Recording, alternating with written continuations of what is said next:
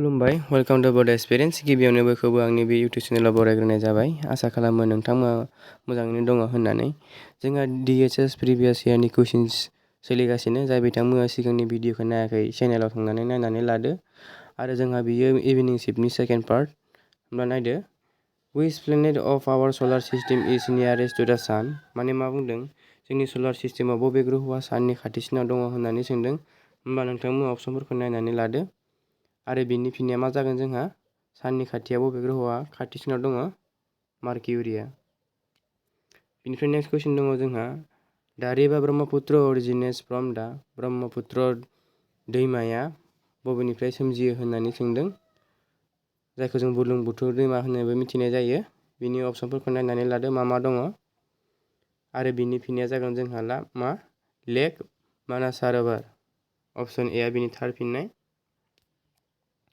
ओमफ्राय नेक्स्ट कुइसनाव दङ जोंहा which of the following is world's deepest lake बुहुमनि बयनिख्रुइ गोथौसिन लेकखौ सोंनाय जादों बेयाव नोंथांमोना अप्शनफोरखौ नायदो आरो अप्शननि गेजेराव बबे जागोन बिनि फिननाया जागोन जोंहा बाइकाल लेक रासियायाव दङ बियो बयनिख्रुइ गोथौसिन लेकआ। नेक्स्ट कुइसन दङ जोंहा which of the following is the highest peak of Karakoram range Karakoram रेन्जनि बयनिख्रुइ मा होनदों हाइएस्ट पिक गोजौसिन हाजो थिखिनिखौ सोंदों होमब्ला नोंथांमोना अप्शनफोरखौ नायदो मा जागोन बिनि फिननाया जोंहा जागोन K2 गडविन अस्टिन अप्शन बी। नेक्स्ट कुइसन दङ जोंहा 35आव व्हाट इज द नेम अफ द कारेन्सि इउज इन आर्जेन्टिना आर्जेन्टिनायाव बाहायनाय कारेन्सिया मा होननानै सोंदों होमब्ला नोंथांमोना अप्शनफोरखौ नायदो आरो बिनि फिननाया जागोन जोंहा आर्जेन्टिनानि कारेन्सिया जादों पेस' होननानै बुंनाय जायो। Next question which of the following is the world's largest hot desert गाहायनि बबेया बयनिख्रुइबो गुदुंसिन बालाहामा होननानै सोंदों आरो बियो जोंहा मर्निं सेबावबो फैदोंमोन बिनि फिननायाथ' जोंहा मिथिखाबाय बिनि फिननाया जादों साहारा बालाहामाया बयनिख्रुइबो गुदुंसिन बालाहामा। 37आव दङ जोंहा which river is also known as yellow river माने मा बुंदों बबे दैमाखौ येल्लो दैमा होननानैबो माने गोमो दैमा होननाबो मिथिनाय जायो होननानै सोंदों बिनि अप्शनफोरखौ नायनानै लादो आरो अप्शननि गेजेराव बिनि थार फिननाया जागोन जोंहा हुआंहि बिखौ येल्लो रिभार होननाबो मिथिनाय जायो। नेक्स्ट कुइसन वेयर इज द famous park Hyde Park located Hyde Park मा होनदों हाइड पार्कआ बहा दङ होननानै सोंदों होमब्ला नोंथांमोना अप्शनफोरखौ नायदो बहा दङ बेयो दङ जोंहा मा दङ लन्दनाव दङ। नेक्स्ट कुइसन जोंहा Panama canal link which of the following two water bodies मा होनो पानामा केनेला गाहायनि बबे मोननै दैमाखौ मा होनो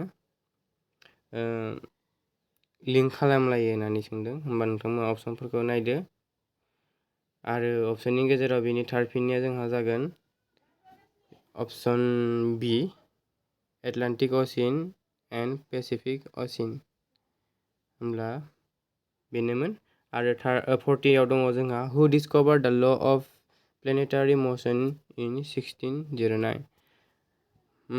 होमब्ला ल अफ प्लेनेटारि मोशनखौ सोर दिहुनदोंमोन होननानै सोंदों होमब्ला नोंथांमोना अप्शनफोरखौ नायदो सोर दिहुनदोंमोन बिनि फिननाया जागोन जोंहा केपलारा दिहुनदोंमोन।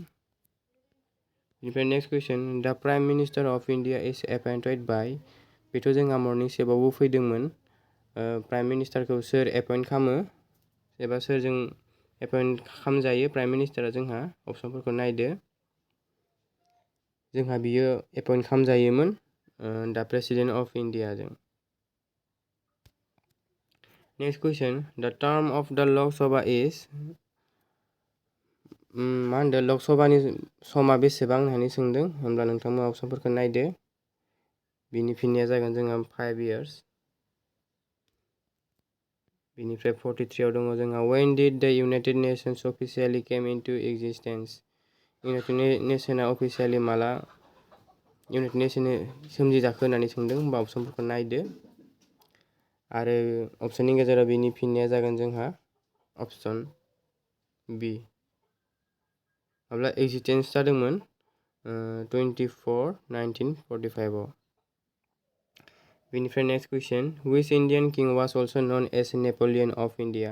सोर राजाखौ भारतनि नेपलियन अफ इन्डिया होननाबो मिथिनाय जादोंमोन?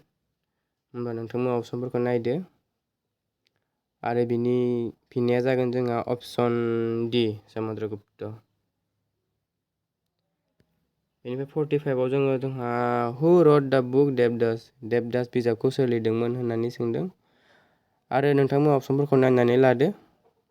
बिनि फिननाया जागोन जोंहा सोर लिरदोंमोन शरत चन्द्र चट्टोपाध्याय। अपसन ए बिनि थार फिननाय।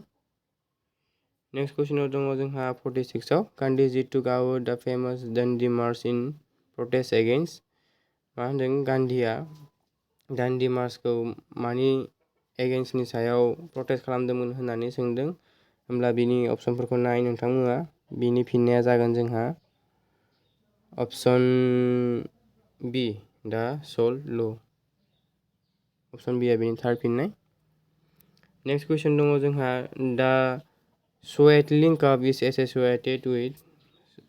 स्वेटलिंग कापआ बबेजों सोमोन्दो गोनां होननानै सोंदों। नोंथांमोना अपसनफोरखौ नायदो आरो बिनि फिननाया जागोन जोंहा अपसननि गेजेराव टेबल टेनिस।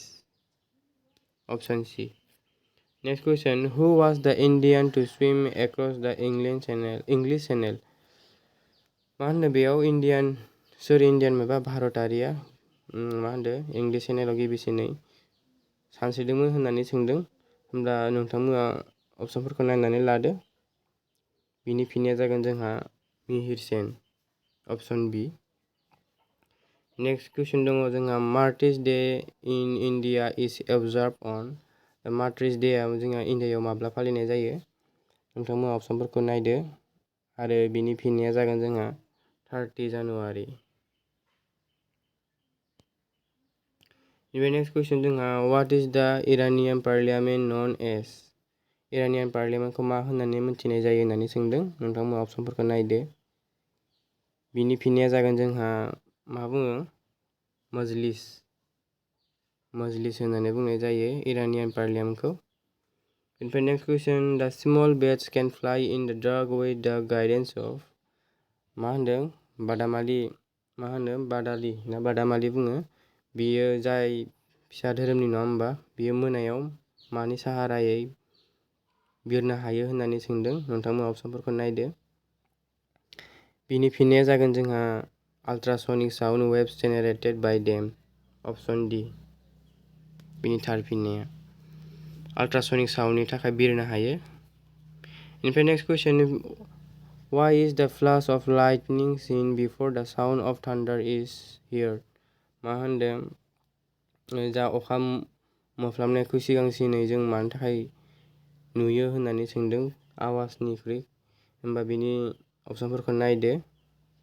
बिनि फिननाया जागोन जोंहा अपसन सि बिकज लाइट ट्रेभेल्स फास्टार देन। मा होनदों लाइटआ साउन्डनिख्रुइ गोख्रैसिनै ट्रेभेल खालामो होननानै बुंदों। Next question, which of the following is responsible for clotting of blood? बेयो अफ ब्लाड जागोन दै। नोंथांमोना एपल' नुनो मोन्दों जानांगौ, बेयो अफ जागोन। होमबा नोंथांमोना अपसनखौ नायदो आरो बिनि फिननाया जागोन जोंहा अपसन बि प्लेटिलेट। बेनिफ्राय जोंहा नेक्स्ट कुइसन फैदो 54 आव -40 डिग्री इज इकुइभेलेन्ट टु। अपसनफोरखौ नाय। -40 डिग्रीया जोंहा बेसेबां जागोन?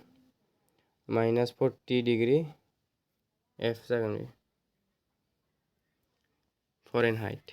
Next question, hepatitis is a disease of द। हेपाटाइटिसआ मानि बेराम होननानै सोंदों। नोंथांमोना अपसनफोरखौ नायदो आरो बिनि फिननाया जागोन जोंहा हेपाटाइटिसआ मोनसे लिभारनि बेराम। बिनिफ्राय नेक्स्ट कुइसन, लिभार सेक्रेट्स। लिभारा मा सेक्रेट खालामो होननानै सोंदों। नोंथांमोना अपसनफोरखौ नायदो। लिभारा जोंहा बाइलखौ सेक्रेट खालामो। होमबा बिनि फिननाया अपसन डि बाइल जुस। नेक्स्ट कुइसन, एन्डक्राइन ग्लेन्स। एन्डक्राइन ग्लेन्डआ मा? नोंथांमोना अपसनफोरखौ नायदो मा दङ। Endocrine ग्लेन्डआ do not have blood भेजेल्स। बिनि फिननाया मा जागोन? Do not have ducks बेसो जागोन अप्सन बि आ बेनि थार फिननाय do not have ducks बेनिफ्राय next question vitamin B1 deficiency leads to vitamin B1 नि खमाव मा बेमार जायो होननानै सोंदों नोंथांमोना अप्सनफोरखौ नायदो मा बेराम जायो भिटामिन B1 नि खमाव जोंहा बेरि बेमार जायो बेनिफ्राय नेक्स्ट कुइसन दा केमिकेल सिम्बल अफ कपार इज कपारनि दा केमिकेल सिम्बल बेखौ सोंदों आरो बिनि अप्सनफोरखौ नायदो बिनि फिननाया जोंहा जागोन CU option C next question which of the following is not true about diethyl ether diethyl etherनि थाखाय गाहायनि बबेया सैथो नङा होननानै सोंदों होमबा नोंथांमोना अप्सनफोरखौ नायदो आरो बिनि फिननाया जागोन जोंहा option B it is inflammable